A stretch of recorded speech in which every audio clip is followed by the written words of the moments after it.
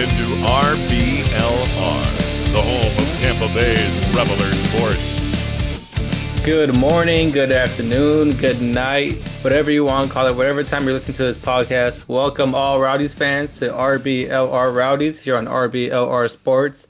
My name is Leo Santos, and I'm here and always joined by my amazing co-host, James. James, how are you doing today, man? I'm doing pretty well. You know, it's always nice when you introduce the show because you're coming in and you're calling people amazing, this and that. And I feel like my introductions are inadequate. I need to step my game up a little bit. Hey, let me just say your introductions are on point as mine, all right? I just like to start the show with some positive energy, especially coming off a positive result from the Rowdies. You know, the Saturday night, the Rowdies did win against Hartford Athletic, a 2-1 win. The winning streak is, you know, it's continuing, but unfortunately, James, our shutout streak is over, unfortunately. Yeah, that is unfortunate, but as you said, a win is a win. We still do get the 3 points, and that keeps us on track for most of the goals that we set out with. And, you know, even if we don't get the goal of continuing this streak for our shutouts, that was not something that we had established at the beginning of this season. So I'm good with getting closer to what we had originally established as the team's overall goal of not only making the playoffs, but getting one of the best spots in the playoffs. Definitely. Yeah, I agree. And about this game, you know, before this game, we made predictions. And let me just tell you, James, it was 2-0 for about 95% of the match. I was excited. I couldn't wait to come on the show and brag how my prediction was correct. When it hit the 90th minute, I was like, the Rowdies been clearing everything. We're absorbing the pressure at a comfortable level. So, you know, another shutout, a 2-0 win and a good prediction for me. But if I was to say a way that the Rowdies let me down, it was by my prediction. So without further ado, James, why don't you tell us what your prediction was on the last episode? Well, I did happen to predict a 2-1 score, and I got to say, the only reason that I predicted a 2-1 score line is because you took the 2-0 score line. So ultimately, it did come down to you going first because I probably would have gone ahead and taken that and ultimately lost out on this prediction for this past week. But you know what? A win is a win, and we are going to have to tally our results at the end of this season, and I'm hoping that win puts me back in the running because I think I was out of it for a little while. Yeah, I believe the score is now at 3-3. And thank you for saying that, James. Later on in the episode, remind me to let you predict first so I could go second. Hopefully that will give me an advantage. But before we get into our analysis, of course, listeners, please, as always, follow us on social media. We're at RBLR Sports. And as always, like us on whatever podcast, wherever you get your podcast from, we're there. You can find us at RBLR Sports again. And also check out our new T-shirt collaboration with Cathedral. There's a link to it in the description wherever you get your podcast, and there's also a link on our social media account. So be sure to check that out. So far, we've been fortunate to sell 15, and every purchase, all proceeds, they donate to the Play for More campaign. This fun campaign that Forrest Lasso has created for a really great cause. And I will get more into that later on in the episode of how I have a special connection with that Play for More campaign. But without further ado, let's get into analysis. And James, let's start with the starting lineup. You know, unchanged, similar to what we've seen in so far during this winning streak. And you know, something that really stood out to me again was where Eckra was playing. Seemed like a right winger, but also a center attacking mid at times. Yeah, that's something that he is starting to really grow accustomed to, and I think it's to the benefit of this team as a whole. So we'll quickly go through that lineup. I'm sure that you've heard this all before, and that might even be a joke that I've said before at this point. But the goalkeeper was Evan Loro, Aaron Guillen, Forrest Lasso, and Jordan Scarlett were holding it down at the back. Leo Fernandez was at the left wing back spot, and Sebastian Dalgard at the right. Lawrence Weick and Lewis Hilton were sitting in the central midfield spot. Obviously, Lewis Hilton was a little deeper than Lawrence Weick over the course of most of the game. Sebastian Guenzati and Jan Eckra seemed to be in this kind of dual role where they were both a little bit more of an attacking midfielder at times and a little bit more of a striker at times. Definitely applying a lot of pressure to the opposing team's defense. And then Steven Dos Santos was up there to try and hold the ball off the defenders up top on his own. But that is how we started it. And we got into it pretty quickly with a couple of early chances for both the Rowdies And for Hartford, what did you make of that, Leo? Well, you said it yourself. A couple early chances. That first shot from Jan Eckra. It was a great save by the Hartford athletic goalkeeper, but that's Yeah. exactly the way. It's exactly the way the Rowdies want to start off the game. Start off with the team that has the first shot, build up momentum, let yourself be on the front foot, and we've seen the passes. I was really impressed with the sequence and passing and the one touch passes from the Rowdies. Like it was spot on. The give and go, the slick passes, the reading in between the lines from the Hartford midfield and defense. I was really impressed with it. But you can also say the same thing from Hartford.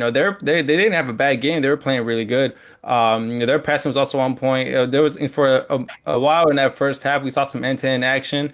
But one thing I would say was the difference between these two sides is that Rowdies, they're a team on form, so they're gonna be more clinical with their chances. Whereas you look at Hartford Athletic, and they're a team that's just not in their best form. They're a team that's slipping even further and further away from a playoff spot. So you've seen that when all these passes were slick, all these passes, it was a really, really good sequence. But at the end of the day, the team that's in form is gonna be the team that makes the most out of the possession and out of the passes. Yeah, that's definitely the case that we saw in the first half. I think that in the not towards the end of the first half, but definitely in the first 30 minutes or so, the Rowdies did appear to be a little bit more crisp with their passing, and it came to good effect later on. We will get to that slightly off of right now, but I agree with everything that you said. It definitely looked to me like Jan Eckra, someone that we've already mentioned in this analysis. He was, very, very energetic, and I think that he seemed to be up for it from the very first minute. He looked like he wanted to get out there. He looked like he wanted to get his name back on the score sheet, possibly, even if he didn't happen to do it in this game. But yeah, I liked everything that I saw from them in terms of the execution of the game plan, which is something that we mention all the time, the game plan, but something that necessarily doesn't always necessarily follow is the execution, because there might be tons and tons of factors. Maybe this player hasn't warmed up quite enough. Maybe this player hasn't listened to, the right pump up song, whatever the case may be. But I think that was totally out of the reality for the Rowdies in this past game. We started out, firing on all cylinders, and it really came to good effect in the 12th minute, where Leo Fernandez had a great little run. Brilliant stuff to watch. And then he does a little give and go with Steven Dos Santos and his cross into Sebastian Guenzati. He's right there. Obviously, those two know each other like the back of their own hands, and he scores it. And I don't know what you thought about this, but the dead fish celebration at the end there, I thought that was pretty funny. Yeah, I laughed twice because I believe that they did that celebration twice, and even they now have a GIF created of it. But yeah, once they had celebration, I'm like, oh Lord, where's Saba going with this? I just see him, doing a little dance, and they all fall to the ground, and I'm like, okay, here's where he went with this, and it was pretty cool. But to get back to that goal, when you look at that goal, you might think it's an easy angle for Sable to score, but the more I look at it, the more replays I see. When the ball comes to Sable, yeah, he's at the near post, but I feel like a tap in from that angle isn't as easy as it looks, because the goalie, the Hartford Athletic goalkeeper, was already down. Like he really had his body out wide. He looked like he was getting ready to save it, and Saba, he's just doing what he's been doing recently, just scoring goals, whether it's a easy angle, hard angle. But the goal he did score, I feel like it appeared more difficult to me than just a simple tap in. Yeah, I think that that's perfectly fair. And, it's something that he is very good at, I think, is these chances that you don't expect him to be able to score. And unfortunately, sometimes that does also highlight the chances that you do expect him to score that he doesn't. And that transition will lead us into the next part that I wanted to highlight. So a little bit later on, we get closer to the 30th minute. And, like we talked about a little bit, the Rowdies' execution is doing pretty well at this point. I think that ultimately Hartford were trying to play their game, but we were doing a better job of our game at the same time, although these are two teams that are still pretty evenly matched in terms of their abilities, even if Hartford haven't been on form such that they are, winning their games and getting the points that everybody expects them to win. Regardless, when we get into the 31st minute, then the ball was bouncing around before it fell to Lawrence White. Lawrence White ultimately got it, and he played it through to Steven Dos Santos. It was a very good ball. I thought that it was going to lead to something, and ultimately it did, because Steven Dos Santos got sandwiched between one player and another who just knocked him to the ground. It was very clumsy. I am a bad defender in terms of soccer overall, but even I could have said, like, you got to be better than that, man. You can't just run into the guy. That's obviously going to lead to a penalty, and so it did. I don't think that there were too many complaints there. And up steps Seba, and unfortunately, as I said, those chances that you expect him to make when he makes the harder ones, it just makes it possibly a little more frustrating. And this is the second game, though, or I should say the second game recently, as opposed to in a row, that he has missed a penalty now. And we'll get back to that in a little bit, but it's interesting to note that he has done that before going on. Luckily, in the same game that he scored, the last game that he missed a penalty, he also scored a brace. So that kind of showed us where we were going for this game. And as we get into stoppage time of this first half, the ball gets flicked on off of, I believe it was Evan Laura who kicked it in the first place. Leo Fernandez flicks it on. Yeah, Leo Fernandez flicks it on with his head, and it's just bouncing into the box. Sebastian Guenzati is there, and what does he do? He makes a hard finish look easy yet again. Mm-hmm. Yeah, like you said, yet again, I agree with you, James. And that goal, that's something that you could tell came off a training ground drill, training ground set piece, because it's simple as it's simple in training to tell the goalkeeper, hit it long to the left side, and whoever's on the left side will flick it to the center. And not many times it works like that. And we even see it, for example, like in the beginning of the first half, the beginning of the second half, that pass back from the team that kicks off, you see everybody go forward on one side, and the center back launches it on that side and tries to header it back in the center. And it never works. But this time it did. And credit to the Rowdies, they just caught Hartford Athletic. They caught them in a really bad moment. And I remember watching the game, and the commentators were saying that it's best for Hartford Athletic to go into halftime with either a goal down or find an equalizer. If they let the Rowdies concede again, they're in all sorts of trouble. And that's exactly what happened.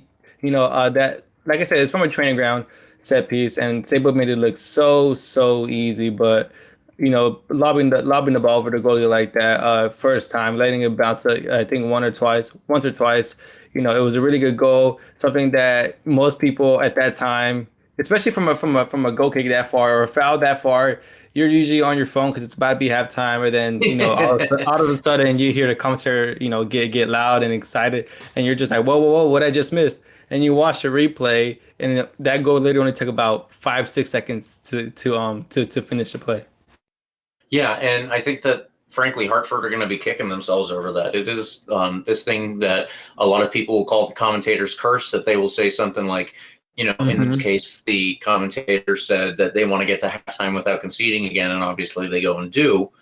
But it is something to think about in terms of maybe Hartford just kind of let their focus go a little bit, because they're like, all right, we've essentially made it to the half. We're going to get there. We don't need to focus. And maybe they turned off at the wrong time, but that's to our benefit, obviously, as Rowdies fans. So who cares about Hartford and their feelings? Yeah, and exactly. And that just shows that this Rowdies team is focused into the very last second of each half.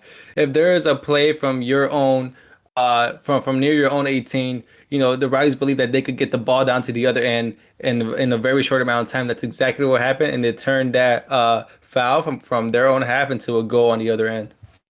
Yeah, and that, like I said, that's only to our benefit. So we are going to take that any day of the week, and this time it happened to be Saturday. But that will take us into halftime, and then into the second half. We got pretty much what I think all of us would have expected when we went into the halftime break at 2-0 ahead.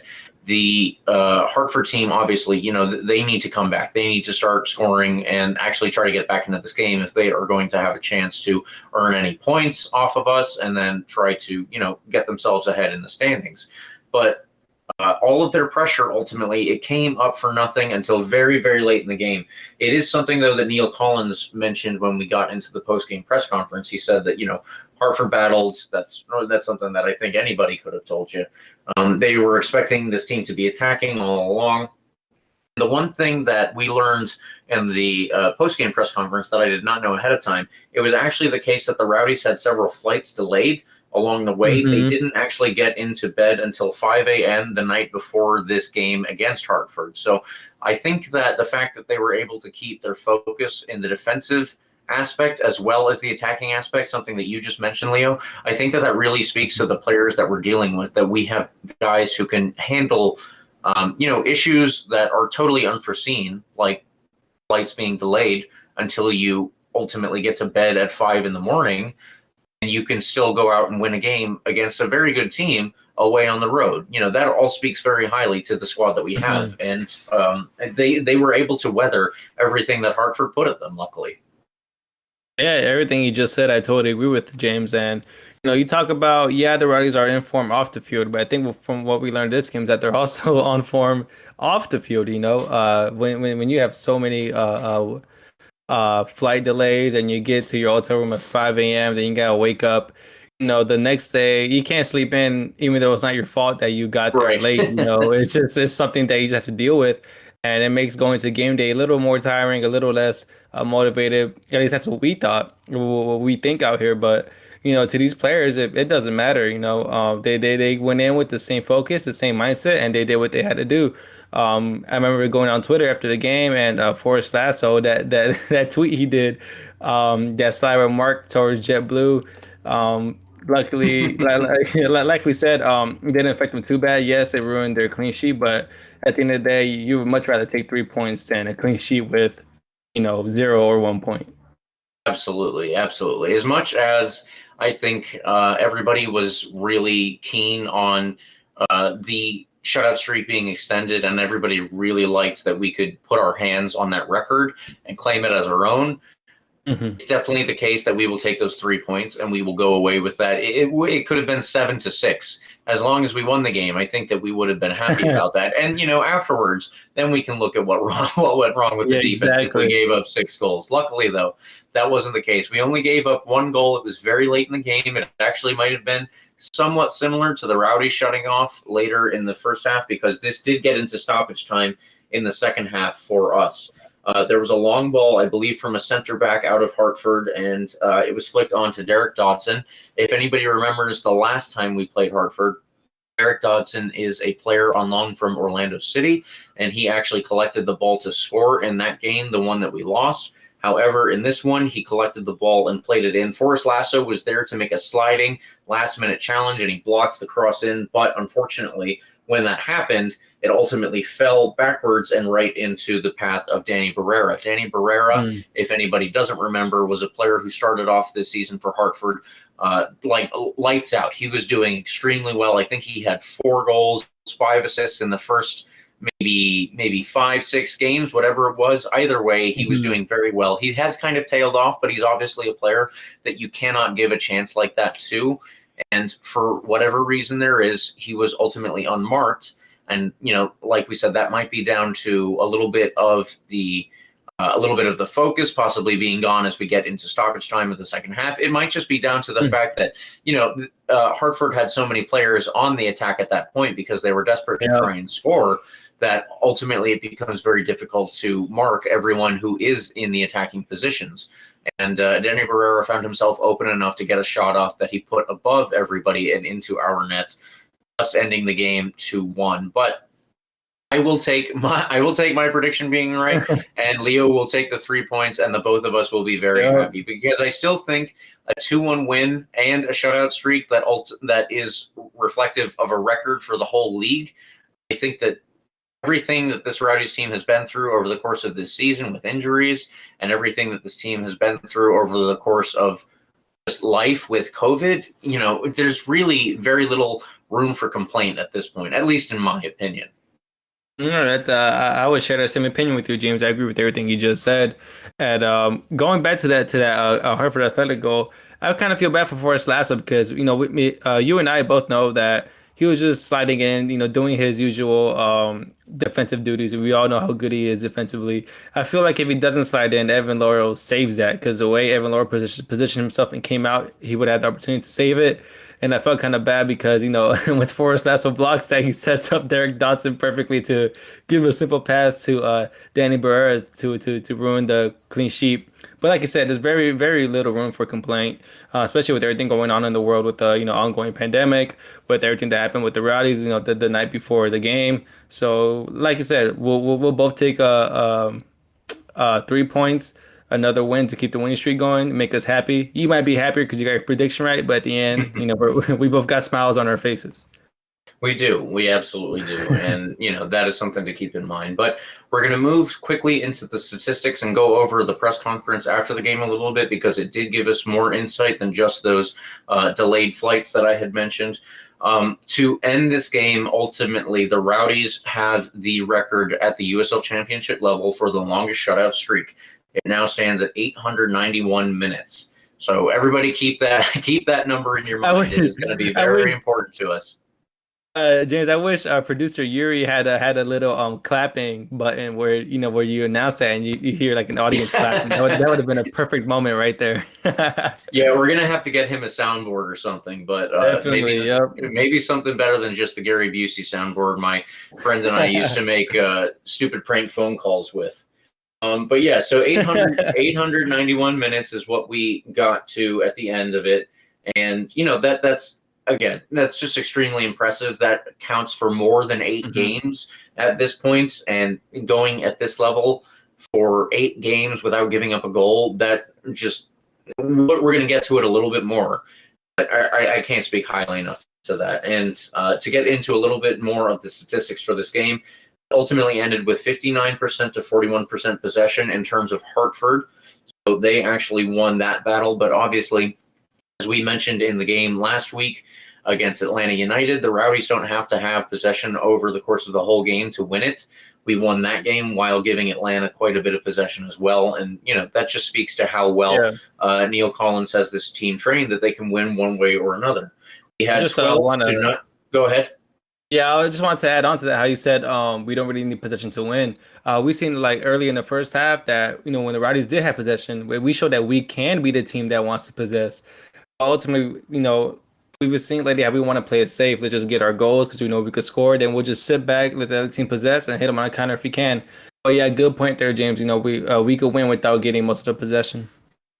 Yeah, and the other thing that kind of goes along those lines, actually, is that the shots were 12-9 in favor of Hartford as well. Now, that, I believe, comes down more as a reflection of the ability of the defensive unit or the defensive positioning of this whole team. Definitely. That we were able to keep their shots mostly out of the net up until literally the 90th minute plus 3 extra minutes of stoppage time. That's how long it took for this team, who was leading in shots, to actually put one in the net. So I think that we were doing pretty well in all these areas, and I'm just very happy that all of that came out on the field and that we were able to see the Rowdies put in such a good performance. And that will take us to the post-game press conference, because I did want to mention a couple things that Neil said about that. I already mentioned the flight delays. That was a big revelation for us, but he had mentioned, of course, Hartford doing so well. And one thing that was important, somebody asked him about the shutout streak and, that being done.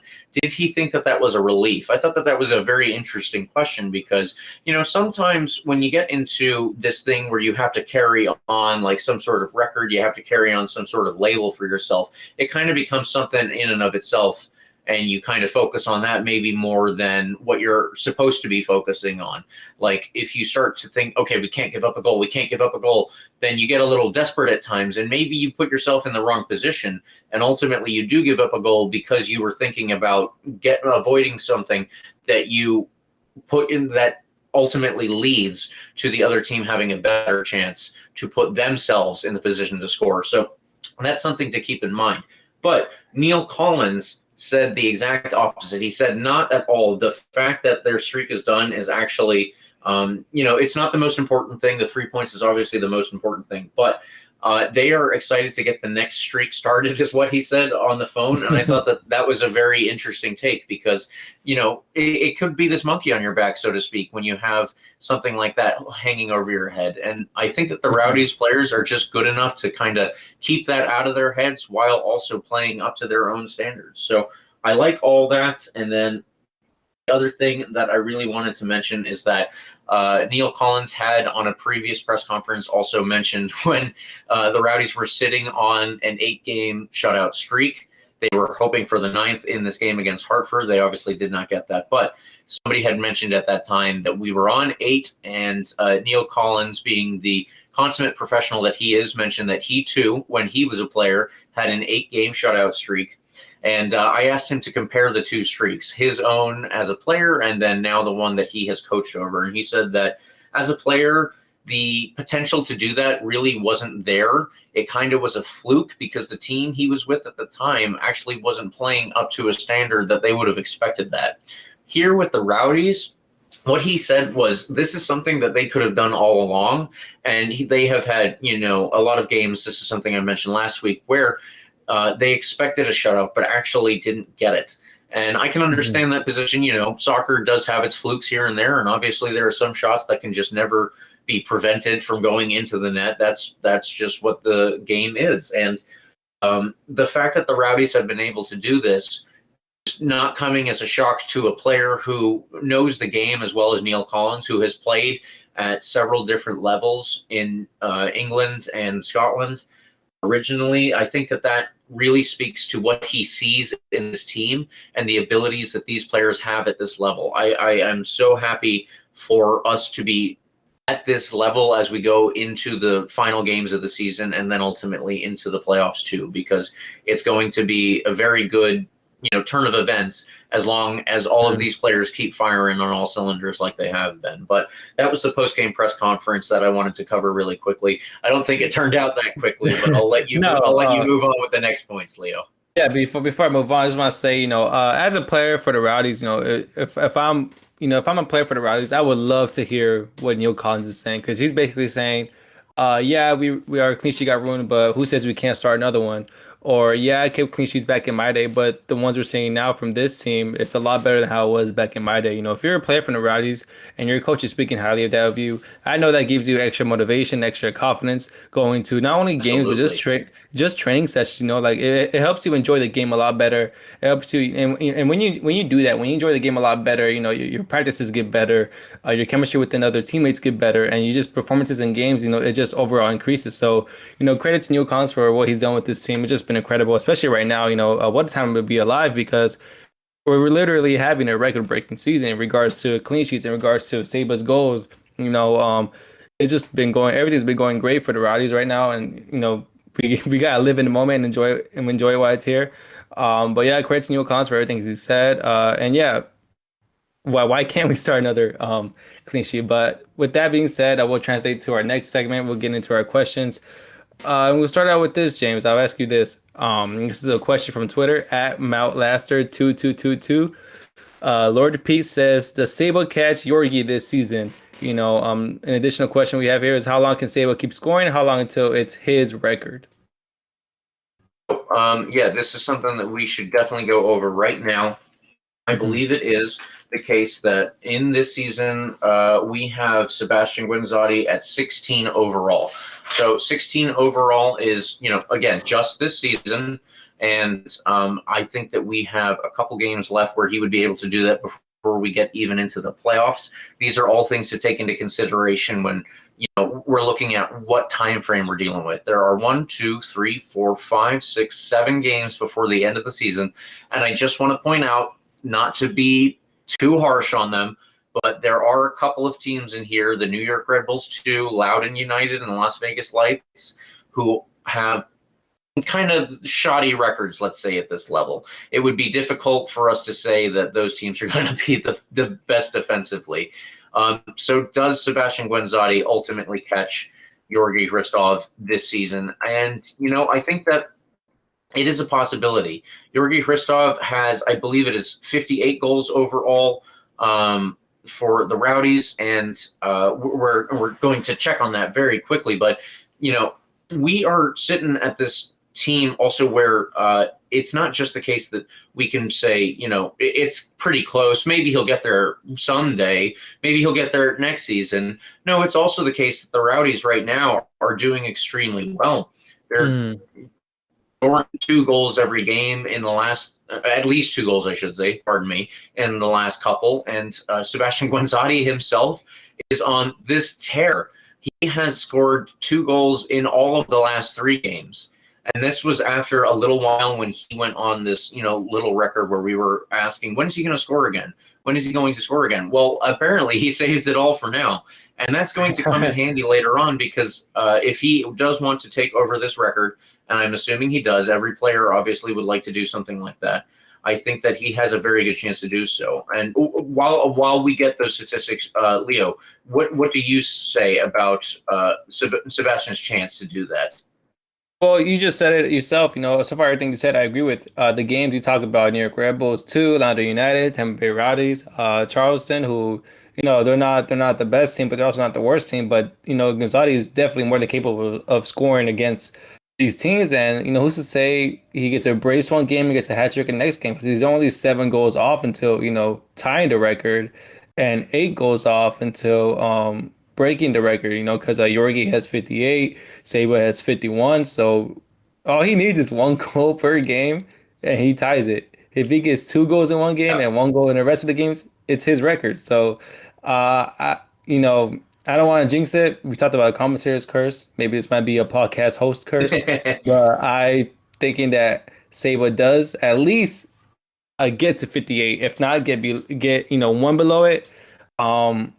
I don't know if he'll break it. He might break that record in the playoffs, but as far as if we're talking regular season, he's going to get very close to it. But when it's all said and done, when this whole season's over, depending, no matter how far the Rowdies make it to playoffs, I do think Saba will make this record his own. Yeah, so just really quickly, we do want to reconfirm those numbers. I was right when I said that Hristov has 58 overall, and Sebastian Guenzati, as Leo just mentioned, has 51 overall. So you look at that, you look at the amount of games we have, and again, the biggest thing right now is the form that not only himself, but the whole team overall is on.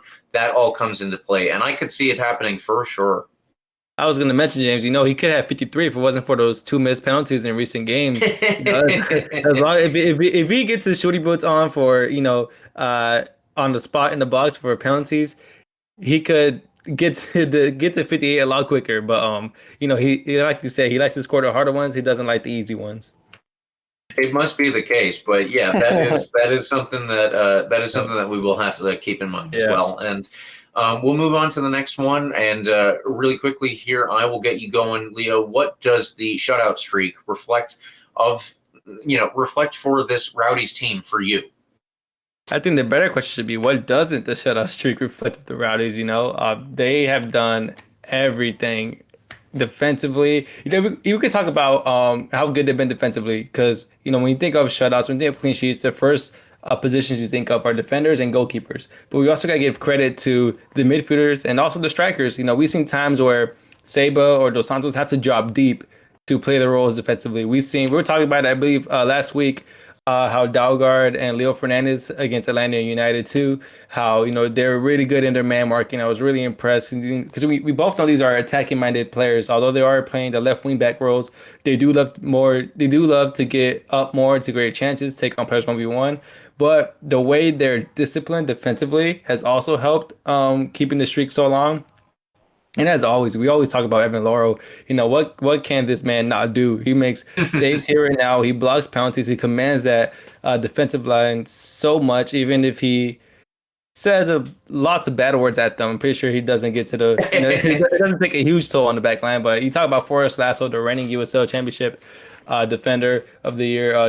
He's having a great season as always. You like the people next to him, Aaron Guillen, reliable, consistent. You can say the same for Jordan Scarlett. So, what does this reflect with the Rowdies? I think it reflects that they got their mojo back, that they're confident, and when they go out on the field, they have fun playing. It's a team that likes defending and also a team that likes scoring. You can just see in their celebrations, as we've seen against Hartford Athletic. This team loves to play soccer, and they play in a way where it makes it difficult for opponents to as we've seen, obviously, to get a goal on them. So it reflects so much, but most importantly, I think it reflects how much the Rowdies are disciplined and focused and how much they're enjoying the game right now.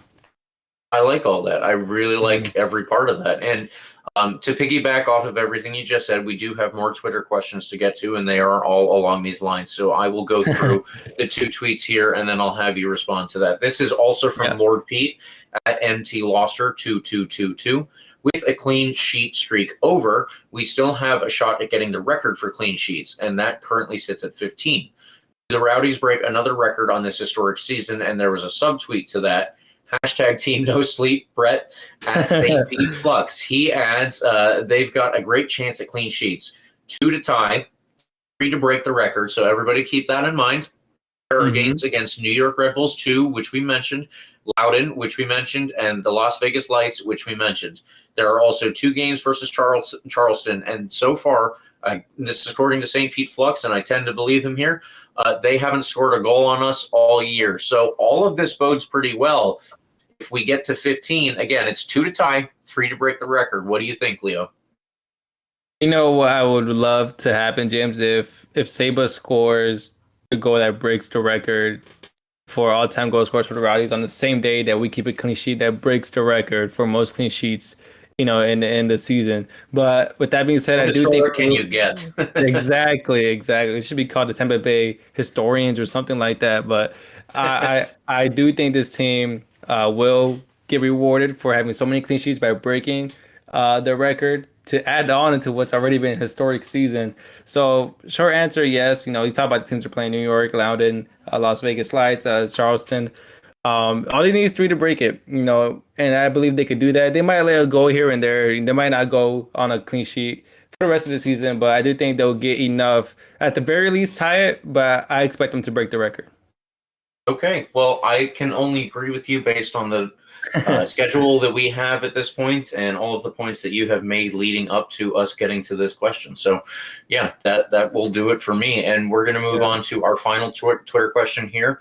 I'm sorry, this is not our final Twitter question, but it is another. This is from at Davey Tampa Bay. During this run, who has not received the praise they deserve for contributing to the run of form? Now, I think, or at least I tend to think, that we would here at RBLR try to cover all of our bases. And, we say maybe this player deserves man of the match this week, but this guy did before. We'll give it to him, whatever, that kind of thing. But, Leo, are there any players that you think are not getting the praise that they deserve? And I guess what I'm thinking for this question is maybe this could even come from, the USL Championship website. Maybe on Twitter, these guys aren't getting the right mentions. What do you see? What do you see that maybe some players are getting left out?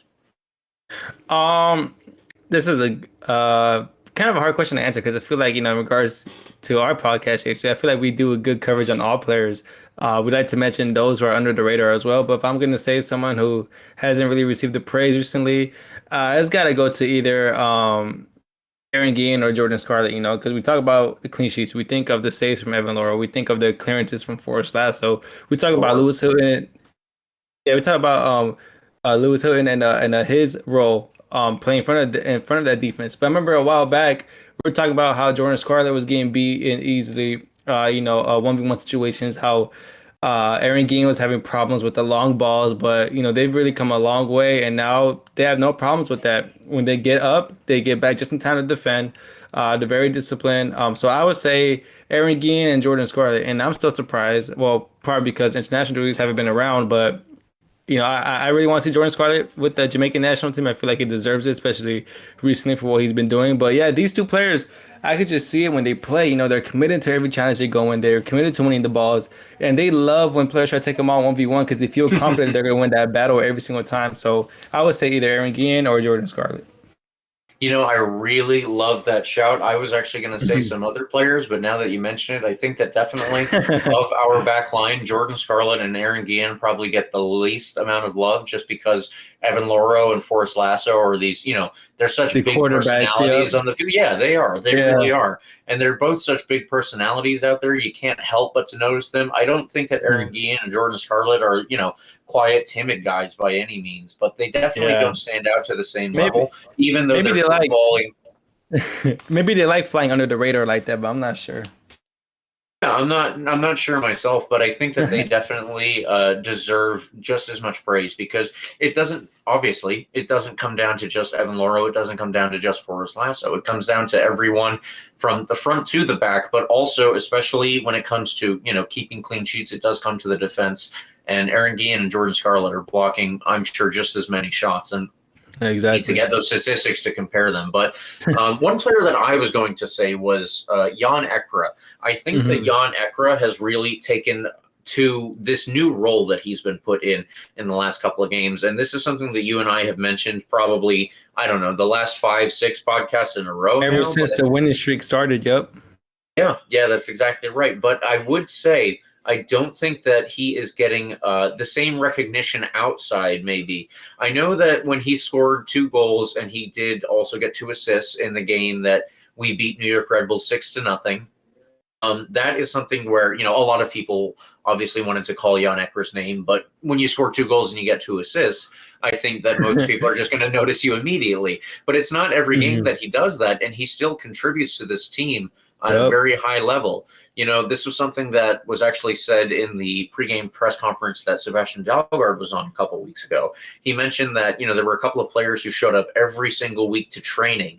It wasn't just to the games, but it was to the training. They gave their 100% every time, and that's kind of to, maybe bring along some younger players because they are older heads in this team. And that was Sebastian Guenzati, Leo Fernandez, and last but certainly not least, Jan Eckra.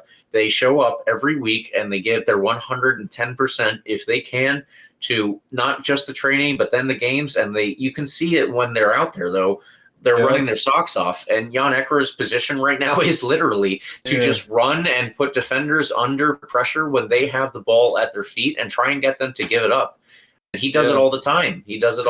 And I really hope that, if he starts to get some more press coverage, at least from maybe the USL Championship especially. I think that their team of the week numbers are a little skewed towards goal scorers, but, who am I to call out conspiracy here? Yeah. I want to mention the point you just made, how you could see, because you mentioned Leo Fernandez, Guenzati and Jan Eckra, how you can see on the field that these are the players that are committed the most, not only in game matches but also in training sessions, and you can see how these 3 up front, they have like a special connection between the 2, especially Leo Fernandez and Seba Guenzati, as we see on the first goal. But when Jan Eckra comes in, he brings something special to that duo, and they make like a really good trio. And then you put Dos Santos on top of that, who's probably one of the most dangerous forwards we have in the league right now. But yeah, credit to Jan Eckra. I think it's gone, I wouldn't say unnoticed, but definitely under the radar, how he's basically took up 2 roles right now because he's capable of doing so. He takes up a right wing role while also having, occupying that number 10 position. And also he reminds me of Bernardo Silva a little bit. The way he likes to press, the way he never stops running, the way he plays 2 positions at once. It's really it's a really special thing to see from Jan Eckra, the way he's committed to keep on playing. It started off, I believe, with how you mentioned all the time, James, how he put Christian Fuchs in his back pocket, and he's just been on fire. Everybody knows I love to mention it. Exactly, he's been on fire ever since. And like you said, he did make some noise with that USL Team of the Week. Was he Player of the Week as well? I believe he was the week that he scored 2 goals and got his 2 assists. Yeah, and you said before, when you do that, you can't go unnoticed, but he didn't go unnoticed there. And I feel like ever since then, Guenzati, everyone's talking about Guenzati, everyone's talking about the clean sheets, and maybe leaving out Jan Eckra, which is, it's okay. We're all thinking about the records being potentially being broken right now. But I agree with you. I think Jan Eckra hasn't received the praise he deserves, but hopefully, it turns around, because, he definitely deserves some credit for the way he's been helping this team keeping this win streak. Yeah, absolutely. And that will move us into our next question here. It's a quick question, but, the answer might take a little longer. It is, do you think Sebastian Guenzati should keep taking our penalties? I've got an interesting, I go a little back and forth on this. What do you think? Yeah, I'm with you. I go a little bit back and forth on this. I feel like for the sake of him breaking the record, they might keep on giving him the penalties. But I got to be honest with you, James. For someone who's missed their last 2, I would much give it to someone else, maybe like a Lewis Hilton, who looks pretty confident on set pieces, or someone like Duba, Leo Fernandez. I feel like you have other potential players who could put these chances away. We talk about Jan Eckra and the form he's been on. Maybe he should take one. But I think just because he is a captain and he is chasing after that record, they might keep him on there. But personally, I think it's time to, consider having someone else there. Because if you're in a playoff spot, if you're in the playoffs and you need a goal to either equalize or win to advance, and you look at Saba, let's say he misses another penalty. He's missed his last 3 penalties, right? He's in the playoff match. Are you going to put him to shoot it again, or are you thinking of putting someone else there? So, short answer, yes for the record, but also no, because he's missed the last 2. Yeah, I think actually you covered everything that I wanted to cover. You hit it on the head. Sebastian Guinzotti. Yeah, no, it's good. But Sebastian Guinzotti, everything that everybody knows about him, he's a very hardworking player. He's a very determined guy. And I think that if you're this close to a record for a team as good as the Rowdies are at this level, you have to try and go for it. I definitely won't fault him for that. But as you said, it is the case when we're dealing with close games. Maybe you need to look at somebody else there. If it's something that, you kind of expect the team to win, let's say in this past one, we were already up 1. And, when we got the penalty that he missed, we were, like I said, we were already up, but, it wasn't necessarily the case that Hartford were right on our doorstep all before then. I think in close games, maybe you look at somebody else. But if it's something where we've got this advantage, like those that I just mentioned, you just give it to Seba, you let him try, and I'm sure that, he's going to break through this penalty duck that he's been on. And, it was the same thing with his regular goal-scoring streak. We asked for several games in a row, why isn't Sebastian scoring? Why isn't Sebastian scoring? Is there something up, or is he just on this little streak? And then the next thing, he turns around next game, and he's got 2 goals in 3 games in a row. So I think that he's a player who can turn it around as soon as it's one of those things, you're not scoring until you are, and you're not making penalties until you are. So I'm not too worried about it, but I would possibly, depending on how it goes, think about other players in close games. And I'll leave it there before we move. Go ahead. Yeah, I was going to say, I wouldn't be surprised if he's, in the next weeks of training, if he's staying after to take a couple more PKs to get his, his mindset back on that pressure when you're taking a penalty. So, and you said it before, I wouldn't be surprised if Saba, eventually does score a penalty, because we know he's capable of just, putting those last 2 missed penalties away, not even, taking a big toll on his mind. Yeah, exactly. So that will cover us there, and we'll move on to the last one before we hit our man of the match. Out of Tejada, Jordan Adebayo-Smith, Zach Steinberger, Dayon Harris, Connor Antley, and Jordan Doherty. Who has the highest chance of breaking into the starting lineup this late in the season? This leads into a Twitter question we got from #TeamNoSleepBrett, who is at St. Pete Flux. Our starting 11 over the last 3 games. I love it. Our starting 11 is unchanged over the last 3 games. I love it. How do you feel about it? If you could change it, what change would you make? Or would you keep it as is? So, Leo, I will let you start on that one, and then I'll see if there's anything that I would add to it, or if we're just about on the same page again for this question.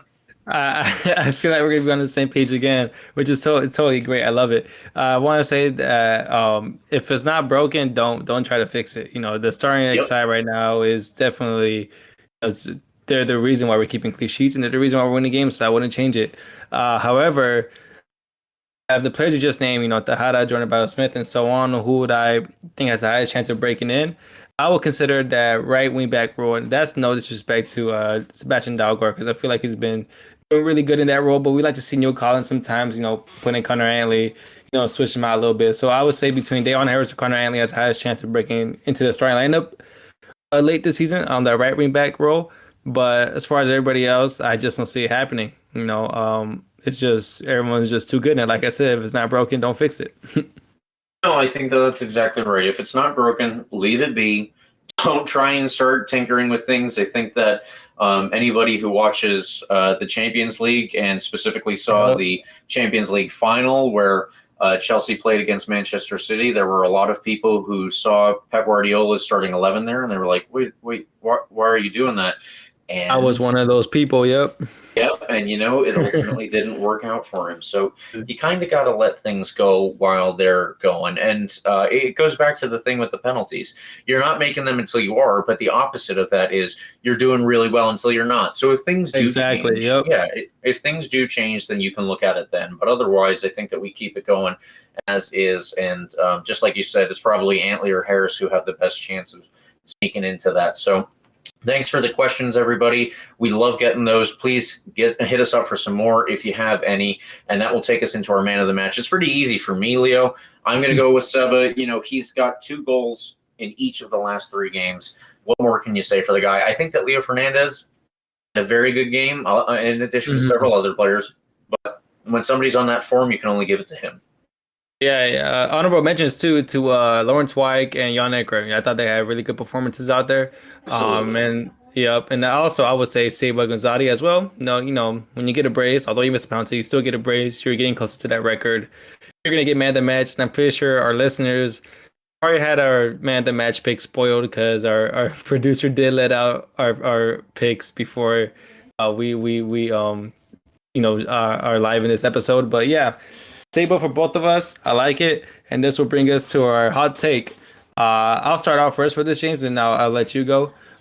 So my hot take of the week, it totally contradicts what I was saying last week when I was saying that, as long as we face no injuries or anything like that, we should keep clean sheets, and that the Rowdies were going to keep clean sheets for the next 3 games. Obviously, I was wrong about the next 3 games, and I'm contradicting what I'm saying right now is that.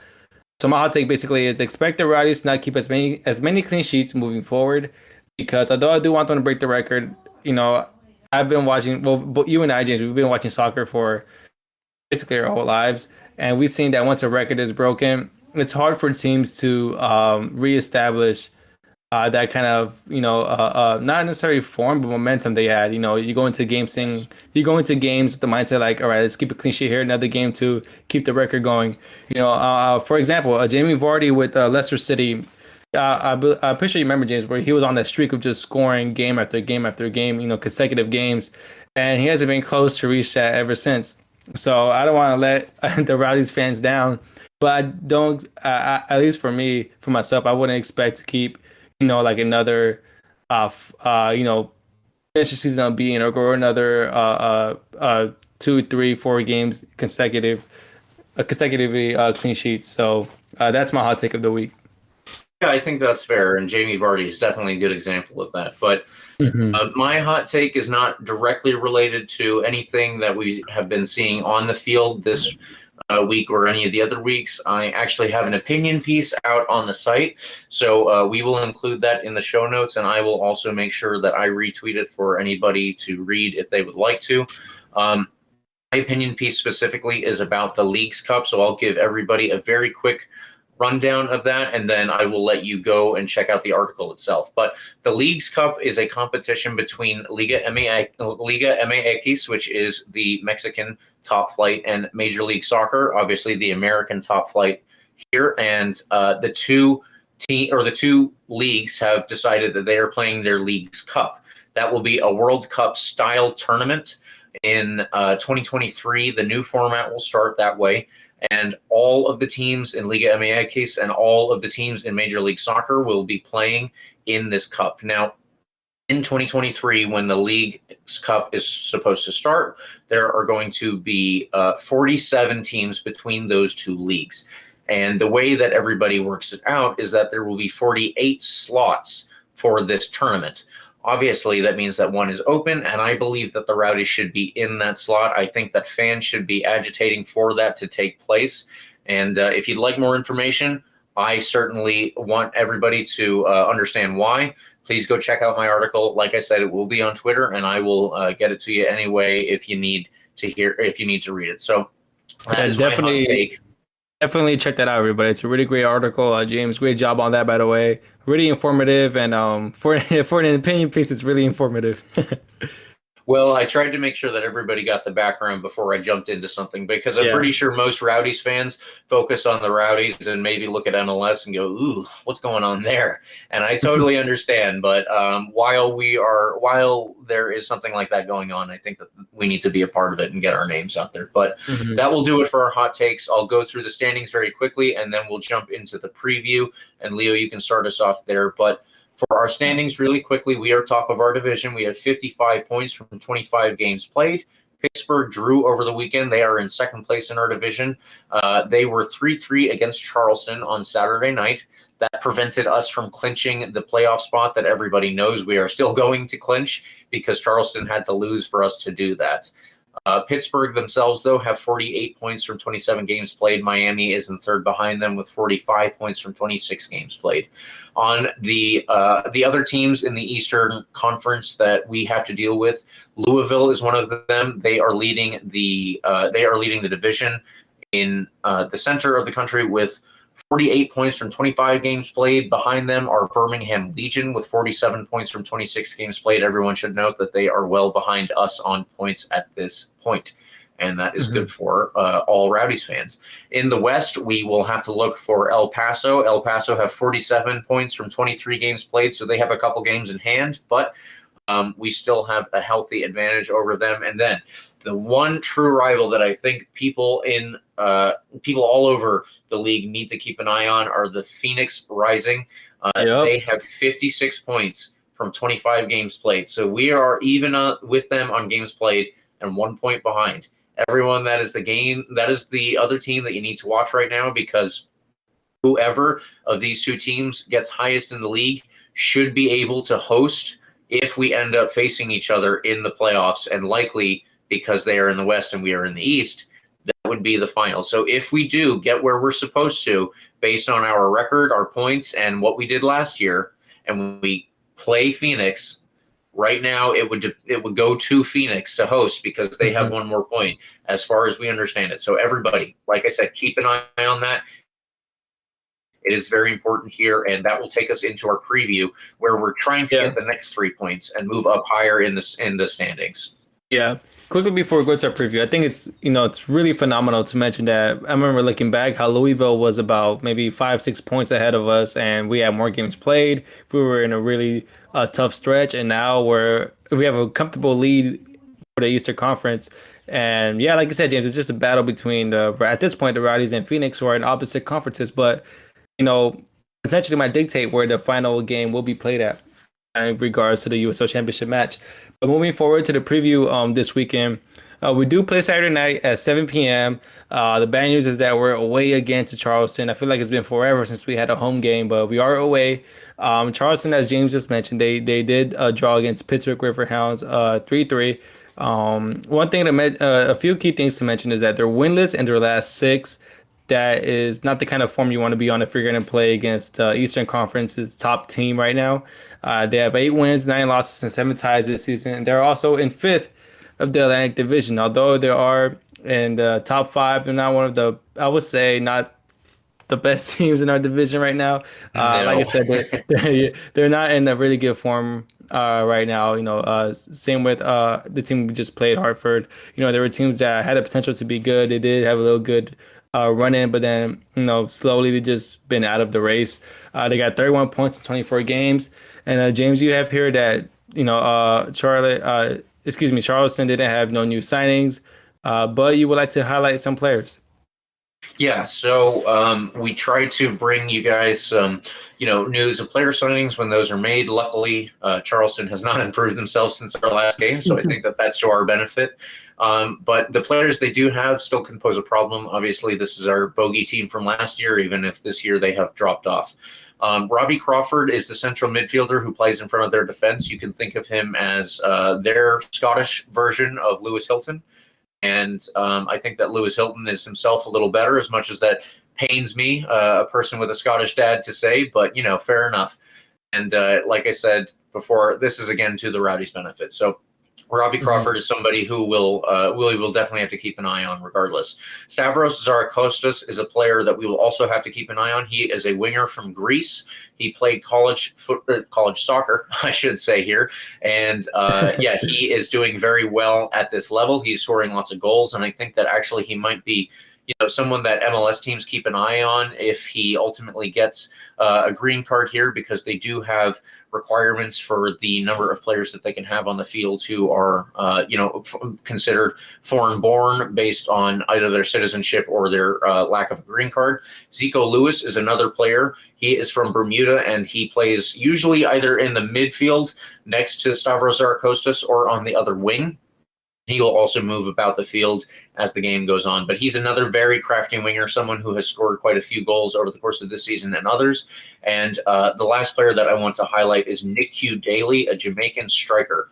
He has a very good record at the youth level. It hasn't really turned out at this level so far in the USL Championship. He has 10 goals in 39 games. That's not a bad record, obviously, but it's also not what I think Charleston were hoping and expecting to get. So he is still somebody to keep an eye. Actually, I'm sorry. He is somebody to keep an eye on, along with one other player that I would like to highlight, Claudio Repeto.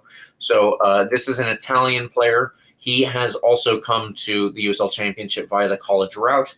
And this year this is his first year in the professional game. He has scored 6 goals in 10 games so far. And what's most important for us is that he has scored several in the last couple of games. I think he also has a double as of last week, and possibly another one from either the game before or the game right before that. So again, there are a lot of attacking players that we will need to keep an eye on. That is usually the case when we play teams away from home anyway, and I think that we will be able to do pretty well. It is an away game at a good enough opponent. They haven't been in the best form, as Leo had already mentioned, but it is often still a tough surface here. So that will move us into our predictions. And if I remember right, I think, Leo, you said that you were going to go first again this week? No. I was going to go second this week. I'm going to use the tactic you used. Well, I don't think you meant to use it. I think you gave me the option. I went first, so that was my own downfall, but my own wrongdoing. I'll let you go first this time, James. Let's see if it brings myself a little bit of luck, because the score is 3-all right now. All right, well, I'm going to go ahead, and I'm just going to use not the same tactic I used from last week when we were doing our predictions. I'm going to use the same score line. I'm going to say a 2-1 win for the Tampa Bay Rowdies. 2-1 win, okay. And again, this might... Actually, no, I'm not gonna go with this. I was gonna say it might contradict my hot take, but I'm good. You said 2-1. Yes. All right, I'm gonna go with a. I'm gonna one up you and say no. I'm gonna go with the 2-0 win. Actually, I'm gonna go with the 2-0 win. One more clean sheet to remember what we've had, and then we'll see what happens afterwards. But I'm gonna go with the 2-0 win. All right.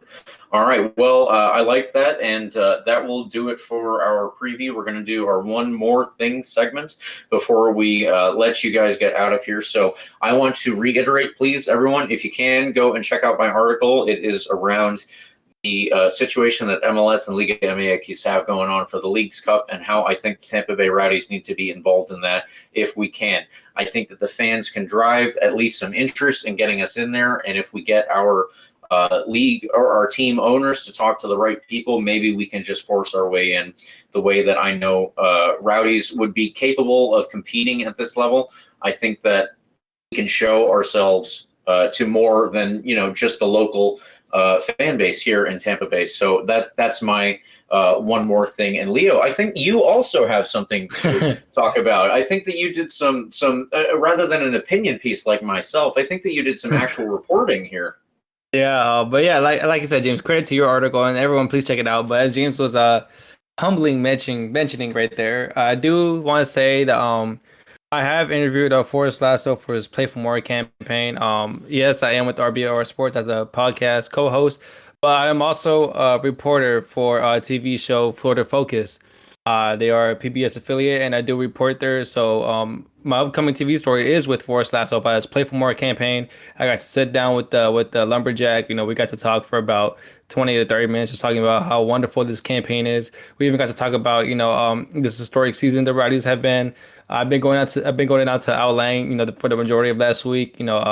really feeling the club, obviously getting footage from our story, really hanging around with the players, really getting a feeling of what it's like for what's going on with the team right now, and also for Forrest Lasso, to see what how much this campaign means to him, how to start, how's it going, all that kind of good stuff. Be on the lookout for that. It's still in the works right now. I do have to go back to Al Lang Stadium this week to get what I needed, and hopefully I'll wrap it up. I will send out some promos via social media. But yeah, be on the lookout for that. It's really exciting. Thanks again to Jake and everyone at the Rowdies team, and special shout out to Forrest Lasso for letting me tell his story and what this wonderful thing he's doing for the community, not only for St. Petersburg but other communities he's been involved in. So it just shows how open-minded he is and how much he really cares for the people that are in his life. So once again, be on the lookout for that. I think Forrest Lasso is just one of the coolest guys on this team, and you can see it, not just with his enthusiasm when he's on the field, but he brings that even off the field with his Twitter personality, but also, focusing on kind of giving back as much as he can as a player for a professional soccer team who's going to have kids looking up to him, and involved in the families who come out to these games every week. He says, it's cool that you guys like the Rowdies, but this is a team that is built around this community, and we need to focus on the community. And I just personally love that from anyone, but especially someone who is out there and on the field playing week in, week out. That is absolutely top. So I love Forrest Lasso. I love the spot that you did, and I'm definitely looking forward to it coming out. Everything that you said about it just sounds so cool. So yeah, everybody check that out as well. We got a lot of cool stuff coming out for you from RBLR and from Focus Florida, and that will take us into the last thing. Leo, you have some t-shirts to tell us about, in fact. Yeah, as we mentioned earlier in the podcast, we do have the Clean Sheets t-shirts again. So once again, we are pairing up with a Cathedral for, obviously selling some really cool t-shirts for as low as $20. The link are in the descriptions wherever you get your podcast, and also on social media. So, more than one option to find where the links are at. And once again, speaking of Play for More, all proceeds do go to that charity campaign. So it's for a really good cause. You get really nice t-shirts. You don't want to miss out. But yeah, I think that's gonna do it for James and I. And as always, listeners, don't forget to follow us on Instagram, Twitter, Facebook, wherever whatever kind of social media apps you have. We are on at RBLR Sports. If you're on Twitter, you can follow me at _Leo Santos __. James, where can these people follow you? You can follow me at RBLR James K. You can check both of us out. Remember all of the underscores in Leo's, because you don't want to miss out on that spot that he just mentioned with Forrest Lasso. And if you have any questions for us, we had a bunch today. We love taking those questions, and we could fill a whole podcast with them if you guys send them in. That we could just go on and on. So please let us know any questions you have. You can use the hashtag AskRBLR. And as always, please, listeners, like and subscribe to our podcast. You can do that on Spotify, on the iHeartRadio app, on Apple and Google Podcasts, as well as YouTube and all other major podcast platforms. Exactly. And as always, I thank you, listeners. And without further ado, James, I think we know what time it is. As always, come on, you Rowdies. Let's go, Rowdies. Let's keep this winning streak alive, and let's just keep the momentum here in Tampa Bay. Let's get back onto a shutout streak while we win. Come on, you Rowdies. Thank you for tuning into this presentation by RBLR Sports. On your way out of the stadium, please remember to like and subscribe.